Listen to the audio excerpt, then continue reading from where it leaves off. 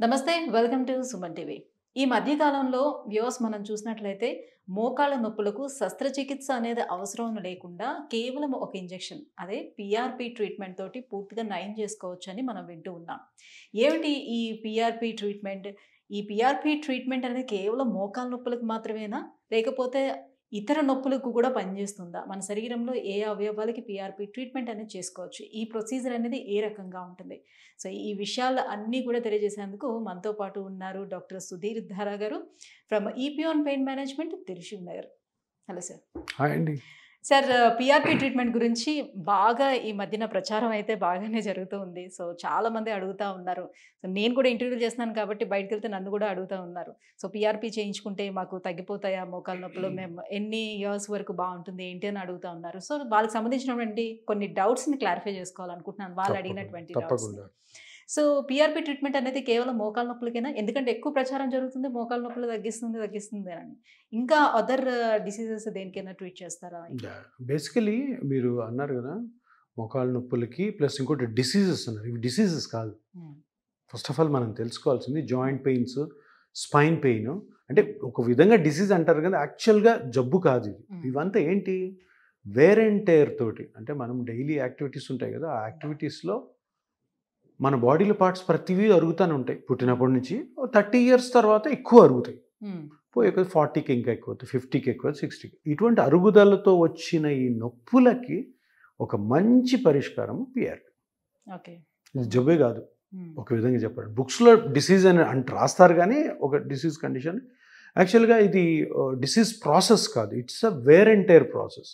అంటే మన age wise మనం చేస్తున్న పనుల బట్టి, మన లైఫ్ స్టైల్ని బట్టి అరుగుదల. మోకాలు అరగచ్చు, షోల్డర్ అరగచ్చు, స్పైన్లో ప్రాబ్లం రావచ్చు, ఇవన్నీ కూడా. అంటే ఎప్పుడైతే మనం ఇది జబ్బు కాదు అనుకుంటామో మనమేమో మనలో ఒక ఆలోచన మీద ఎట్లుంటుంది, అరే దీన్ని సింపుల్గా చేసుకోవచ్చు. పెద్ద జబ్బు, క్యాన్సర్ జబ్బు, హార్ట్ ప్రాబ్లం వచ్చింది, పెద్ద ఆపరేషన్కి వెళ్ళాలనుకుంటాం.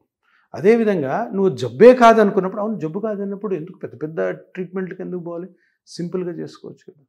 మీరు అడిగిన క్వశ్చన్కి అది మోకాళ్ళకైనా లేదు వేరే జాయింట్స్లో చేసుకోవచ్చా, స్పైన్లో చేసుకుంటే చాలా కండిషన్స్కి ఇది చాలా బాగా పనిచేస్తుంది నొప్పి తగ్గించడం.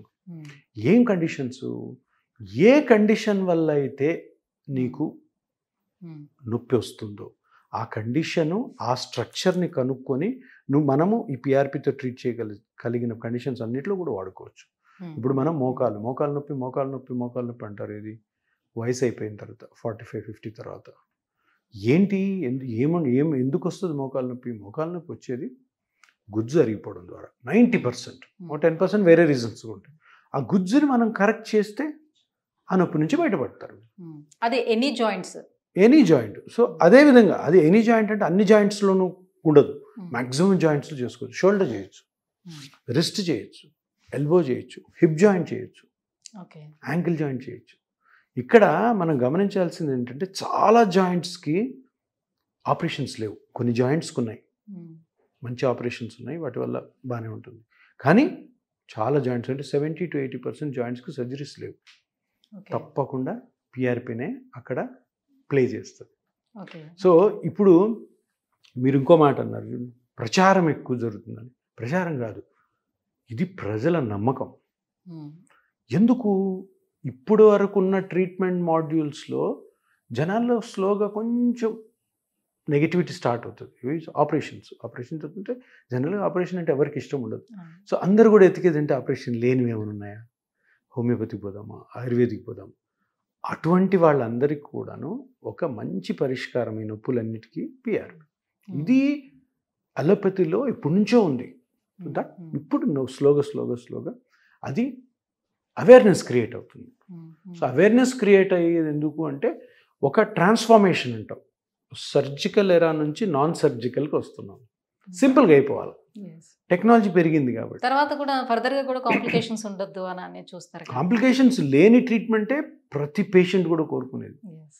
కొన్ని కండిషన్స్లో ఆ సైన్స్లో ఆ డెవలప్మెంట్ ప్రకారము కొన్ని సర్జరీస్ వచ్చాయి. ఆ సర్జరీ అనగానే కాంప్లికేషన్ ఉంటుంది. అంటే అందరికి కాదు, కొంత పర్సంటేజ్. ఎందుకు ఆ పర్సంటేజ్ కూడా ఉండకూడదు అనేదే ప్రతి ఒక్కరి కోరిక కదా. దానికి బెస్ట్ ట్రీట్మెంట్ అటువంటి అనుకున్న వాళ్ళకి ఒక మంచి పరిష్కారం పిఆర్పి. సరే ఈ అరుగుదల అనేది మీరు అన్నట్టుగా కొంతమంది మనము ఎక్కువగా డయాబెటిక్ పేషెంట్స్లో మనం చూసుకున్నట్లయితే చాలా తొందరగా వస్తూ ఉంటుంది. అండ్ మోర్ ఓవర్ ఏంటంటే ఒబేస్ ఉండే వాళ్ళలో కూడా పాపం చాలా ఎక్కువ తొందరగా ఉంటుంది. సో వీళ్ళల్లో ఈ డయాబెటిక్ ఉండే వాళ్ళలోనే అంత తొందరగా సర్జరీస్కి వెళ్ళలేరు వాళ్ళు. సో అలాంటి వాళ్ళు ఇప్పుడు పిఆర్పి తీసుకుంటే ఎంతవరకు వాళ్ళకి బెనిఫిట్ అనేది ఉంటుంది? డయాబెటీస్ ఉన్న పేషెంట్స్కి ఇటువంటివి కండిషన్స్ వస్తాయని కాదు. ఒకవేళ ఇటువంటి కండిషన్స్ ఉంటే డయాబెటీస్లో హీలింగ్ పవర్ తగ్గుతుంది కాబట్టి వాళ్ళలో కొంచెం ఫాస్ట్గా ఇది అవుతుంది. డయాబెటీస్ ఉన్న పేషెంట్లో జాయింట్ పెయిన్స్ కానీ స్పైన్ కానీ అండ్ ట్రీట్మెంట్ కూడా కష్టం అవుతుంది. డయాబెటీస్ ఏంటంటే ఇన్ఫెక్షన్ ప్రోన్ ఉంటారు. ఏదైనా సర్జరీ చేసాం అనుకో డయాబెటిక్ పేషెంట్ చాలా జాగ్రత్తగా ఉండాలి. దాంట్లో ఇన్ఫెక్షన్ వచ్చిందంటే కష్టం నార్మల్ పేషెంట్తో కంపేర్ చేస్తే. అట్లా అని అందరికి వస్తుందని కాదు. సో డయాబెటీస్ పేషెంట్స్లో అరుగుదల ఎక్కువ ఉంటుంది. అరుగుదలకి గల ట్రీట్మెంట్స్ కూడా రెస్పాన్స్ కొంచెం తక్కువ ఉంటుంది. సో అందుకని డయాబెటిక్ పేషెంట్స్ చాలా కేర్ఫుల్గా ఉండాలి. ఇప్పుడు డయాబెటీస్ నేను చాలామంది చూస్తుంటాను, డయాబెటీస్ ఉంది సార్ నేను వాకింగ్ చేయాలంటారు. వాకింగ్ చెయ్యి, కానీ నీ మోకాలు నొప్పి ఉంటే వాకింగ్ ఎట్లా చేస్తావు? వేరే విధమైన ఎక్సర్సైజ్ చెయ్యి. ఇప్పుడు వాళ్ళ కార్డియాలజిస్ట్ ఏమంటాడు, నువ్వు వాకింగ్ చేయాలి తప్పకుండా, నీకు డయాబెటీస్ ఉంది. వాళ్ళు డయాబెటాలజిస్ట్ అంటాడు, ఫిజిషియన్ అంటాడు. మనం ఏం చెప్పాలా, సార్ నాకు మోకాలు నొప్పులు ఉన్నాయి సార్, నాకు స్పైన్ పెయిన్ ఉంది సార్, దానికి సంబంధించిన ఎక్సర్సైజ్ చెప్పారు. అడగారు, ఆ మోకాలు నొప్పితోనే నడవాలని ప్రయత్నం చేస్తుంటారు. ఏమవుతుంది?